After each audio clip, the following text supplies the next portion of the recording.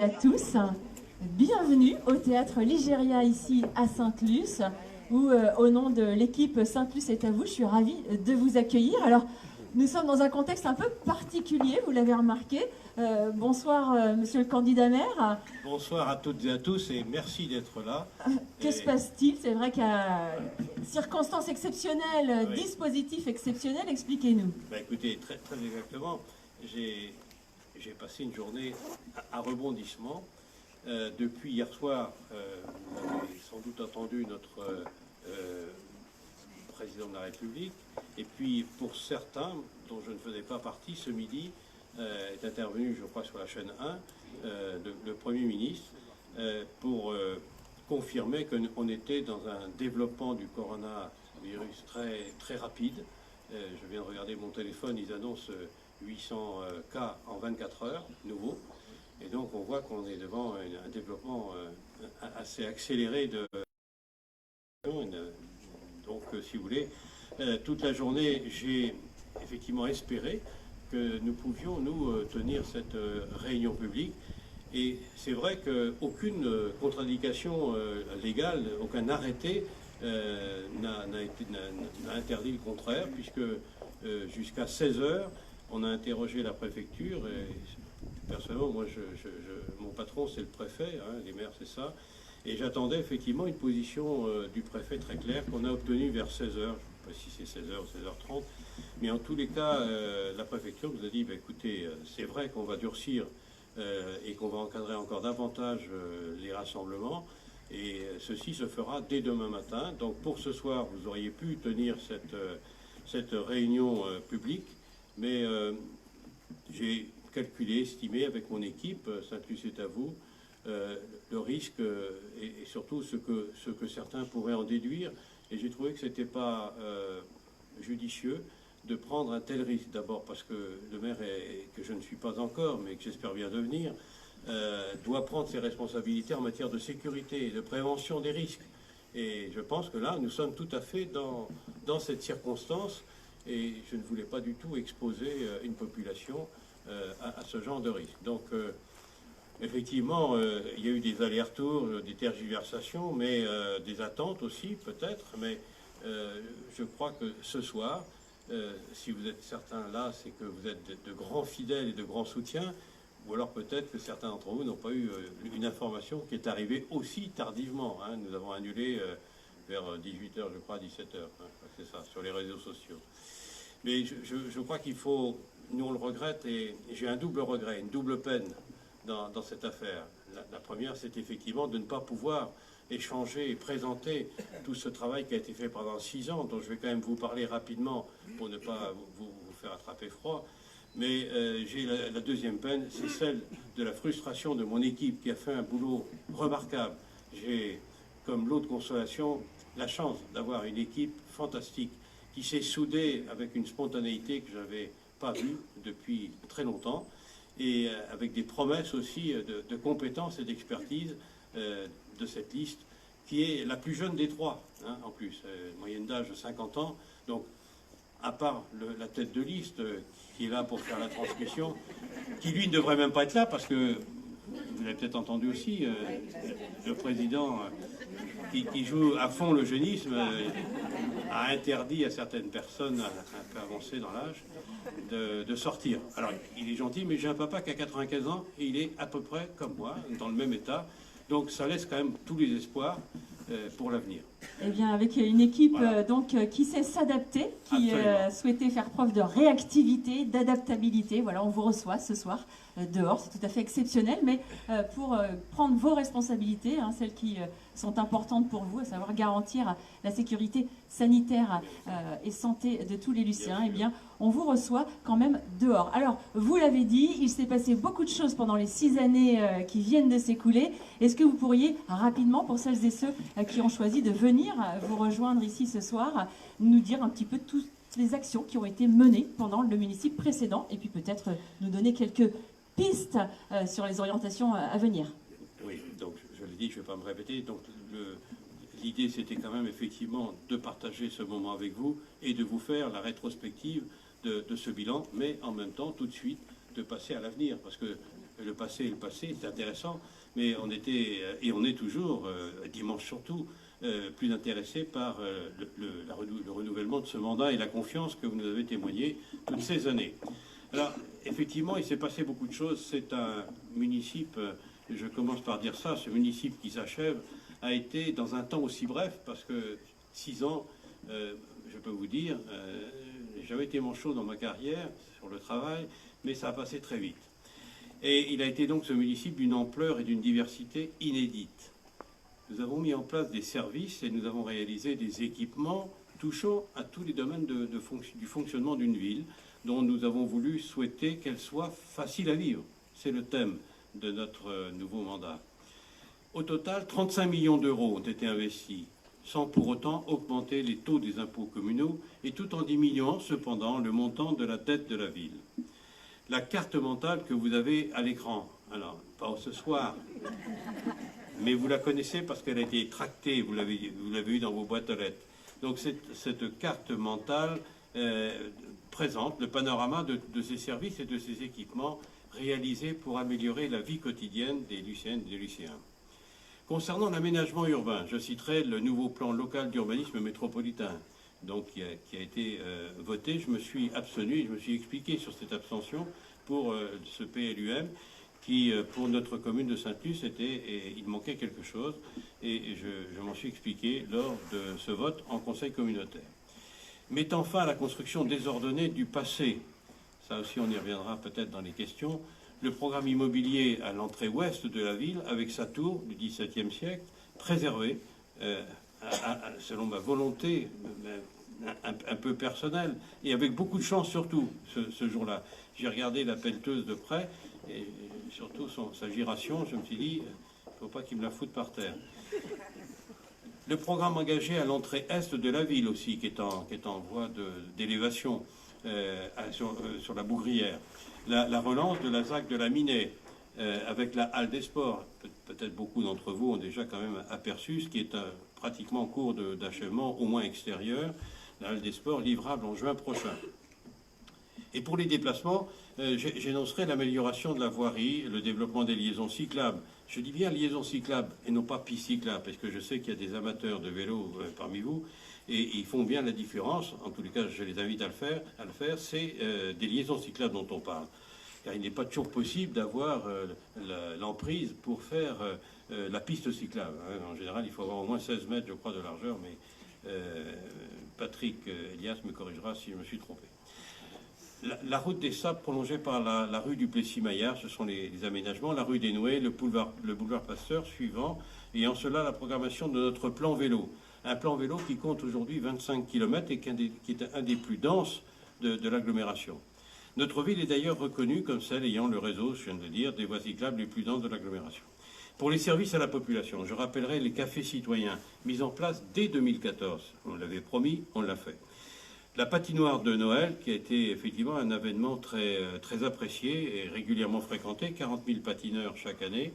Le point d'information jeunesse, mais ce ne sont que des exemples. Je pense plus nécessaire de reprendre, ça va être un peu une litanie, mais je pense que là, maintenant que je n'ai pas la carte mentale derrière moi, c'est nécessaire que je vous reparle de ce qui a été la liste des équipements réalisés ou des aménagements que nous avons faits pendant ce municipio. En 2015, l'ouverture d'une épicerie sociale, ce qui vous montre tout de suite notre intérêt, notre penchant pour les solidarités et notre intérêt pour les plus faibles.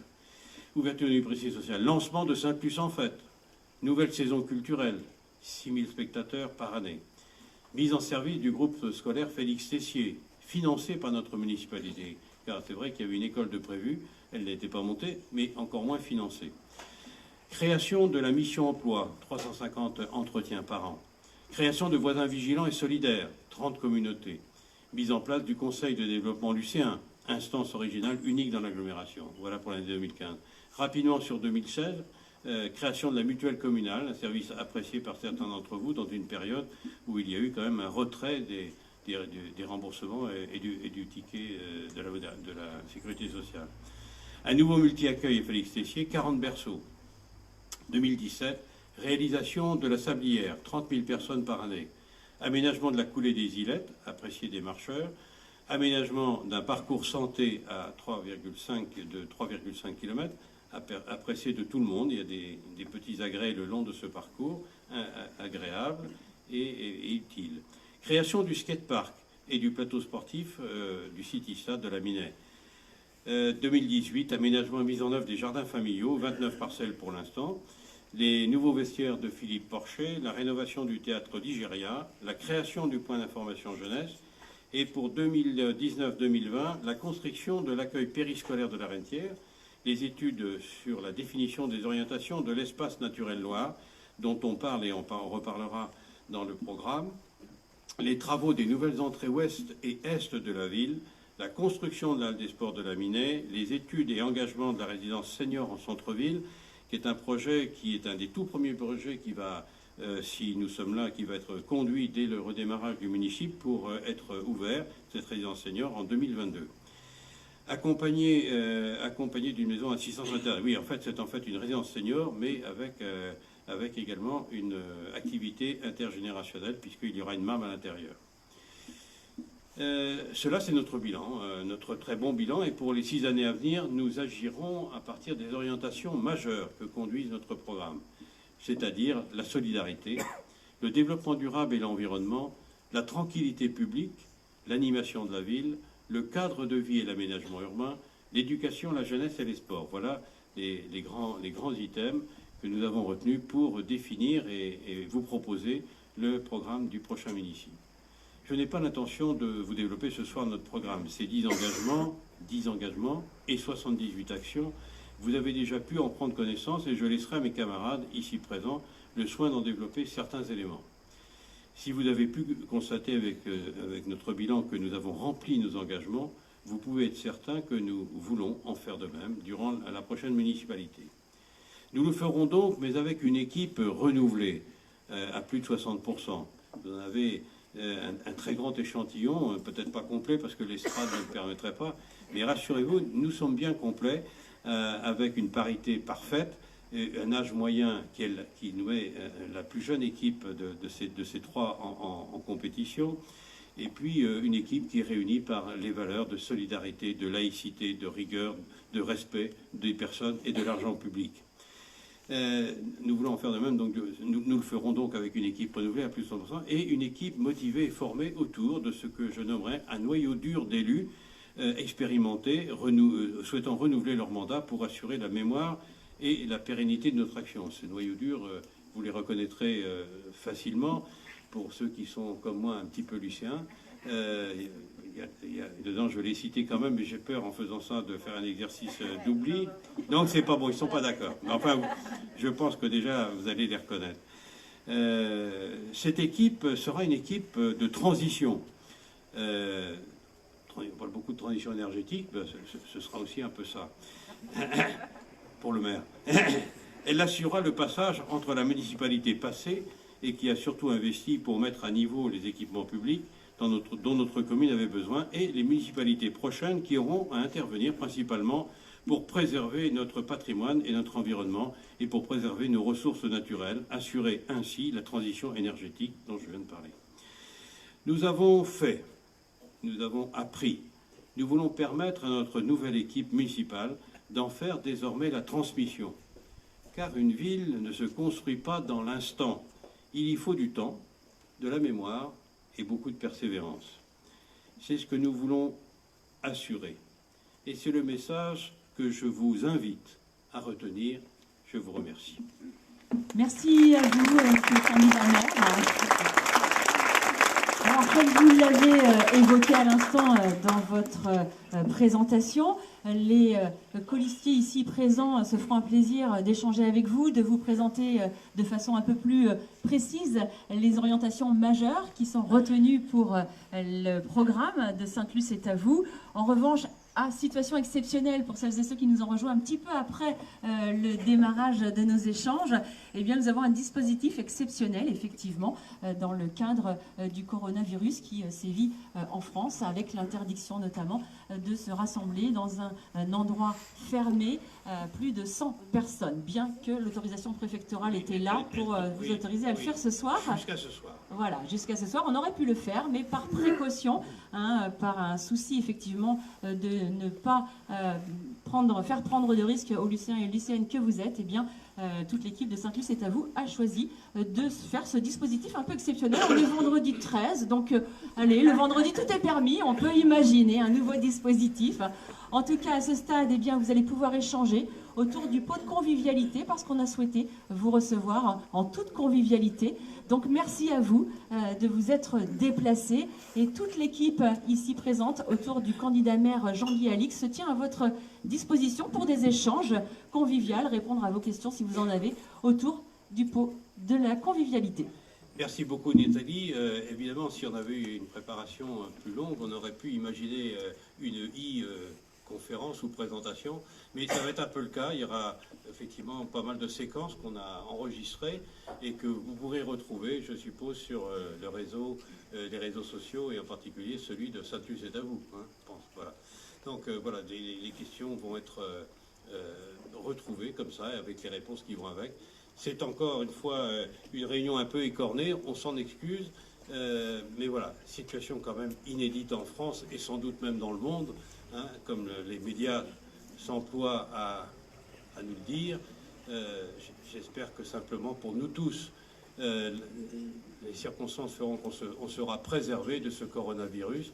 Il n'y a pas pour l'instant, et je touche du bois, les cas qu'on trouve dans certaines régions, mais retenez quand même bien que ça galope très très vite. Donc je sais qu'il faut qu'on se mette dans les consignes, notamment dimanche, où j'invite évidemment tout le monde à voter, où nous avons pris, ça je peux en parler parce que c'est en qualité de maire que j'ai pris ce matin différentes dispositions, notamment celle de suppression et de fermeture. Vous l'avez appris pour ceux qui sont parents d'élèves, c'est une mesure grave et triste, mais c'est ce qui a été pris nationalement comme disposition, comme dispositif. Et à Sainte-Luce, malheureusement, la plupart des salles, à partir de lundi, seront effectivement, pas la plupart, la totalité des salles sera fermée, ainsi que les salles de médiathèque, les ludothèques, l'école de musique aussi, l'école de musique, voilà.